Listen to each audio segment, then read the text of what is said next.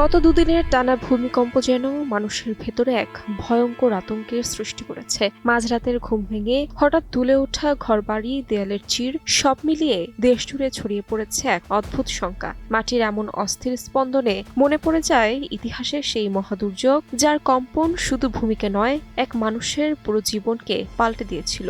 তিনি বাংলার প্রখ্যাত মরমী সাধক হাসন রাজা।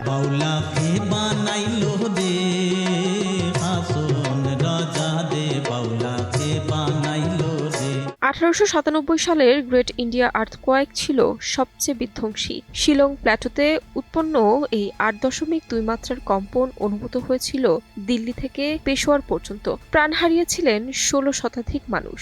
সেই বিপর্যয়ের সবচেয়ে গভীর কম্পন নেমে এসেছিল হাসন রাজার জীবনে। ভূমিকম্পে সৃষ্ট এক গভীর ফাটলে পড়ে মারা যায় তার পোষা হাতি, যাকে তিনি ডাকতেন বাহাদুর বলে।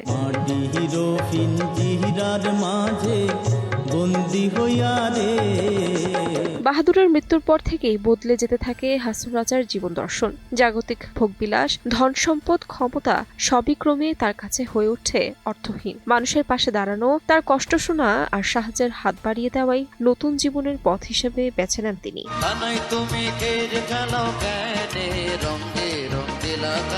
ধীরে ধীরে হাসন রাজা পরিণত হন মরমী সাধকে। দেহ মন নিবেদন করেন সৃষ্টিকর্তার প্রেমে। জীব হত্যা থেকে সরে এসে সব প্রাণীর প্রতি মায়া আর মনকে করেন আরো কোমল। এসব পরিবর্তনের ছায়া বয়ে যায় তার লেখা গান, কবিতা ও দর্শনে, যা আজও বাংলার লোক সংস্কৃতির এক অনন্য সম্পদ।